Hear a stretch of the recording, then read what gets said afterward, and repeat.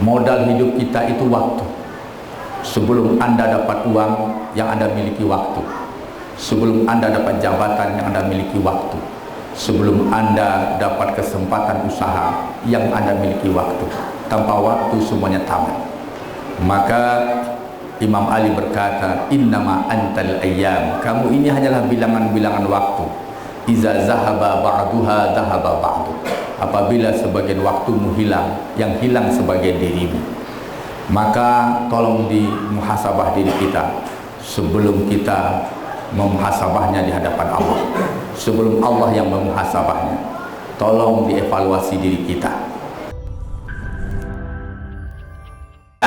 Di dalam Islam banyak tokoh-tokoh yang masa lalunya bermasalah, tapi setelah dia hijrah, dia menjadi tokoh Islam. Fudail bin Iyad, seorang ulama yang luar biasa, yang mana para tabi'in berguru kepadanya. Dia seorang tabi'in, meninggal dunia pada tahun 187 Hijriah. Siapa Fudail bin Iyad? Dia perampok besar. Tidak ada negeri yang aman kalau ada Fudail bin Iyad. Tidak ada rumah orang kaya melainkan pernah dirampok oleh Fudail bin Iyad. Harun ar-Rasyid panik menghadapi dia. Seluruh kampung membicarakan kejahatannya. Namun pada suatu hari, ketika seorang soleh membaca ayat di tengah malam, dia akan melakukan aksinya. Terdengarlah ayat dibaca, alam ya'ni lillazina amanu an takhsha'a qulubuhum li dzikrillah. Tidakkah cukup bagi orang yang beriman hatinya tenang dengan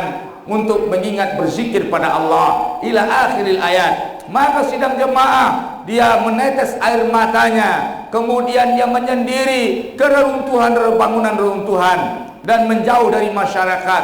Suatu malam terdengarlah orang membicarakan, jangan lewat sana, nanti Fudail akan menghadang dan menghabisi kita. Kemudian ada juga terdengar sama dia, mari kita ke masjid beribadah malam ini. Jangan, nanti saja subuh, nanti ada Fudail bin Iyad. Maka dia merasa berdosa, ya Allah, ternyata selama ini umat Islam gagal ke masjid beribadah di tengah malam karena aku, ya Allah. Maka bertaubatlah Fudail bin Iyad. Maka sidang jemaah, dia belajar, jadilah dia seorang ulama besar. Fudail bin Iyad, mantan perampok besar, maka berguru kepadanya sidang jemaah, yaitu diantaranya Imam Asy-Syafi'i rahimahullah. Luar biasa, dia menjadi ulama hadis, meninggal pada tahun 187 Hijriah. Di sidang jemaah, sejarahnya dimuat dalam buku-buku sejarah yang luar biasa. Sidang jemaah Jumat yang dirahmati Allah, jangan sampai sisa umur kita buang-buang. Jadikan Ramadan di depan pintu taubat. Itu taubatnya seorang perampok.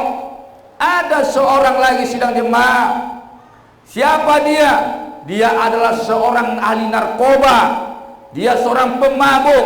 Siapa dia? Abu Mihjan. Abu Mihjan telah menyelamatkan nasib umat Islam sedunia, menyelamatkan sejarah Islam pada perang Qadisiyah. Dia ditangkap oleh Gubernur Sa'ad bin Abi Waqqas karena dia mabuk, dipenjarakan. Kemudian ketika dia dalam penjara, pasukan berperang menuju perang Qadisiyah dipimpin oleh Sa'ad bin Abi Waqqas. Maka dia tersadar, selama ini hidupku sibuk dengan maksiat, dan aku juga ingin untuk mencatat setiap hal yang terbaik dalam hidupku, dan aku akan memperbaiki catatanku di sisi Allah. Aku ingin berjihad. Tapi dia dalam penjara, ditinggalkan oleh Sa'ad bin Abi Waqqas. Dibujuk-bujuklah istri Sa'ad bin Abi Waqqas, tolong lepaskan aku ingin berbakti kepada Allah dalam hidupku, walaupun sekali, walaupun ini perperangan terakhir yang aku sumbangkan untuk Islam. Maka sidang jemaah Jumat yang dirahmati Allah, tidak berani sang istri Sa'ad melepaskan. Dibujuk-bujuk, kalau nanti aku hidup, aku akan kembali ke penjara ini. Aku kunci penjara dengan tanganku, aku pasang rantai penjara dengan di tangan dan kakiku. Maka kalau seandainya aku meninggal syahid, serahkan urusanku kepada Allah. Selalu dia merengek-rengek kepada istri Sa'ad bin Abi Waqqas. sampai terharu istri Sa'ad dan dia sholat istikharah, maka dilepaskan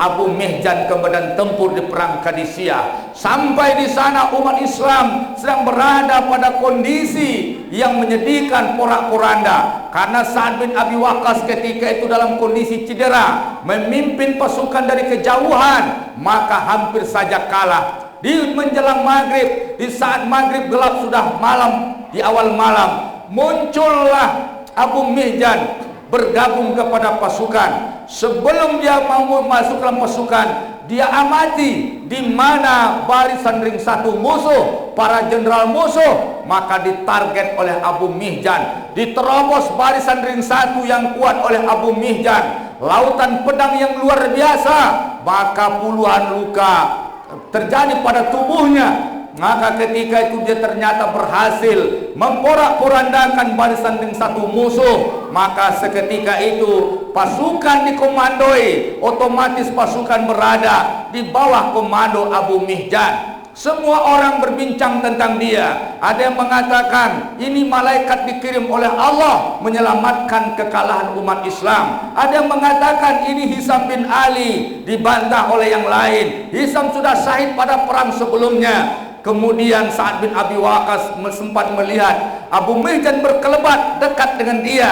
Dia lihat ini mirip Abu Mihjan, tapi Abu Mihjan dalam penjara. Maka sidang jemaah di bawah kendali Abu Mihjan, dini hari pasukan Islam menang. Orang semuanya berbahagia, mengumpulkan ghanimah, berbagi ghanimah. Bagaimana dengan Abu Mihjan, seorang penyelamat? Maka dia langsung memenuhi janjinya. Perang usai, dia tunggang kudanya dan langsung kembali ke penjara. Di tengah dini hari menjelang subuh, dia sampai di penjara. Kemudian dengan puluhan luka yang ada di tubuhnya, maka ketika itu dia masuk ke penjara, dia pasang kunci penjara, dia tepati janjinya, dia pasang rantai penjara di tangan dan di kakinya. Dengan tubuh yang lemah, darah yang sudah banyak mengalir, dia meringkuk di pojok penjara dan tidak ada yang bisa merawatnya, karena ketika itu tidak ada kaum laki-laki di tempat itu. Maka sidang jemaah yang dirahmati Allah, orang selalu berbincang siapa sang penyelamat itu.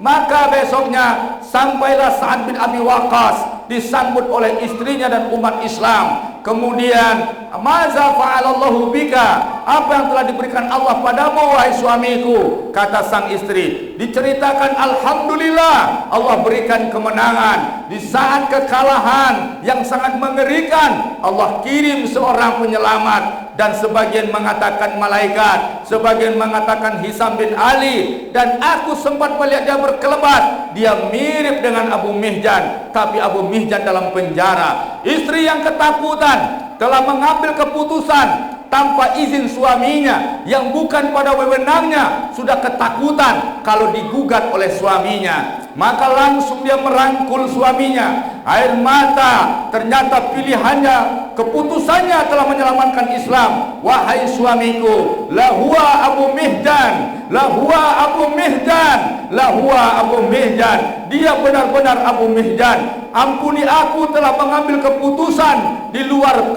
persetujuanmu. Begini ceritanya, janjinya dan yang lain diceritakan pada suaminya. Dia benar-benar Abu Mihjan. Allah telah titipkan kemenangan lewat tangan Abu Mihjan. Maka saat bertanya, mana Abu Mihjan? Dia sudah masuk ke penjara, berlumuran darah di penjara. Langsung saat berlari mengejar ke penjara, dibuka pintu penjara, dipeluk sang pahlawan yang sudah lemah tubuhnya, luka yang belum dirawat, darah yang banyak mengalir, kemudian dipeluk. Dan kemudian saat berkata, wahai Abu Mihjan, mulai saat ini dengarkan baik-baik, aku tidak akan pernah lagi memenjarakan engkau, wahai sang pahlawan. Ketika itu Abu Mihjan berkata, wahai Sa'ad, aku dengarkan janjiku di hadapan Allah dan engkau saksinya. Mulai saat ini aku bertaubat, aku tidak akan pernah lagi untuk meminum minuman keras, meminum khamar, tidak lagi bernarkoba. Maka sidang jemaah yang dirahmati Allah, apapun kondisi kita, di Ramadan ini ada pada diri kita potensi pejuang-pejuang Islam yang selama ini kita abaikan, potensi kebaikan yang selama ini tidak dikelola. Mungkin Anda orang biasa, mungkin Anda orang kampung, tetapi pada diri Anda ada jiwa-jiwa Abu Bakar As-Siddiq. Pada diri Anda ada potensi Umar bin Khattab di akhir zaman. Pada diri Anda ada potensi Utsman bin Affan di akhir zaman. Pada diri Anda ada potensi Ali bin Abi Thalib di akhir zaman. Pada diri Anda ada potensi Khalid bin Walid di akhir zaman. Pada diri Anda ada potensi Fudail bin Iyad, ada potensi Abu Mihjan. Sidang jemaah Jumat yang dirahmati Allah. Untuk itu sidang jemaah, maka langkah pertama untuk membangkitkan diri Anda adalah bertaubat di jalan Allah, kemudian hijrah dan manfaatkan Ramadan di tahun ini menjadi rahmatan kebangkitan diri Anda, Ramadan kebangkitan keluarga Anda, Ramadan yang merupakan pintu sorga untuk Anda, pintu sorga untuk istri Anda, pintu sorga untuk keluarga Anda. Ramadan sidang jemaah bukanlah bagi orang-orang yang hanya tenggelam dalam ibadah-ibadah yang dianggap santai-santai saja. Tahukah antum, tahukah Anda semua, Ramadan ini telah mengukir sejarah. Perang Badar terjadi di bulan Ramadan. 300 pasukan Islam berhadapan dengan 1000 lebih pasukan kafir dalam keadaan berpuasa tanpa perlengkapan perang yang cukup. Hanya ada satu kuda dan perlengkapan yang sangat terbatas.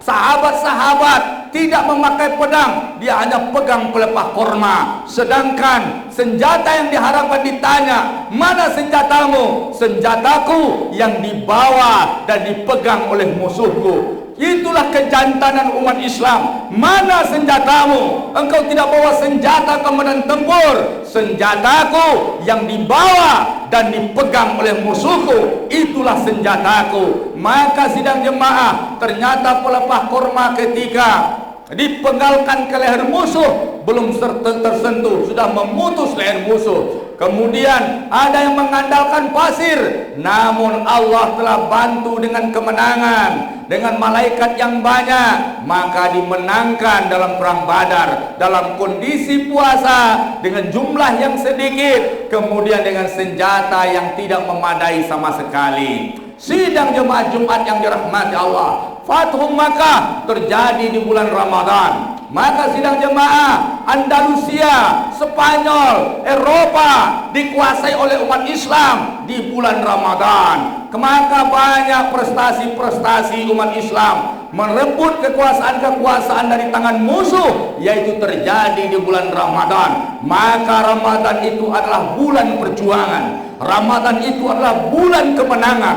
Ramadan itu bulan kebangkitan. Maka rapikan saf Anda, manfaatkan Ramadan ini, maka susun program Ramadan dengan baik-baik, maka insya Allah dia akan menjadi pintu surga Anda. Apa surganya? Di antara 8 pintu surga ada satu pintu yang bernama Babur Rayyan, dan itulah pintu untuk orang yang sukses puasa. Mudah-mudahan Anda adalah orang-orang yang meraih pahala puasa, nilai puasa, perjuangan puasa seperti para sahabat berpuasa. Sidang jemaah yang dirahmati Allah, terakhir pelajari fikih Ramadan. Pelajari fikih Ramadan. Mas, sudah banyak ilmu yang tersebar di media. Pelajari, baca bagaimana fikih Ramadan supaya puasa kita semua sempurna. La'allakum tattaqun, supaya kalian bertakwa. Sidang jemaah, maka takwa itu adalah, Ramadan itu adalah energi takwa sampai Ramadan berikutnya. Ramadan itu energi takwa untuk Ramadan berikutnya. Di kadar 1 bulan berpuasa, maka bisa mengendalikan nafsu untuk sampai Ramadan berikutnya. Fa'tabiru ya ulil absar la'allakum turhamun.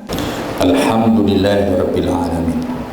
Asyhadu an la ilaha illallah wa asyhadu anna Muhammadar Rasulullah. Ibadallah, usikum wa nafsi bittaqwallah, faqad fazal muttaqun. Qala Allah azza wa jalla fil Qur'anil azimil mubin. A'udzu billahi minasy syaithanir rajim. Bismillahirrahmanirrahim. Wal 'asr innal insana lafi khusr illa allazina amanu wa 'amilus shalihat wa tawasaw bil haqq wa tawasaw bis sabr. Allah berjanji, bersumpah dengan huruf kasam demi waktu. Modal hidup kita itu waktu. Sebelum Anda dapat uang, yang Anda miliki waktu. Sebelum Anda dapat jabatan, yang Anda miliki waktu. Sebelum Anda dapat kesempatan usaha, yang Anda miliki waktu. Tanpa waktu semuanya tamat. Maka Imam Ali berkata, innama antal ayyam, kamu ini hanyalah bilangan-bilangan waktu. Iza zahaba ba'duha zahaba ba'du.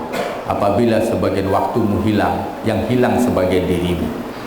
Maka tolong dimuhasabah diri kita sebelum kita memuhasabahnya di hadapan Allah. Sebelum Allah yang memuhasabahnya, tolong dievaluasi diri kita. Maka innal insana lafi khusrin, manusia itu dalam keadaan merugi kecuali orang yang beriman, beramal soleh, kemudian saling nasihati, nasihat menasihati, berjamaah, ikut pengajian, ikut program Islam, program diri, wa tawasau bis sabr, dan sabar sampai datang kematian, sampai husnul khatimah. Jaga kesolehan. Kalau tidak, khusrin, menyesal. Menyesal kalau kita tidak mengisi waktu dengan baik. Kesempatan Ramadan ini jangan jadi penyesalan bagi kita. Allahumma shalli ala Muhammad wa ala ali Muhammad kama shallaita ala Ibrahim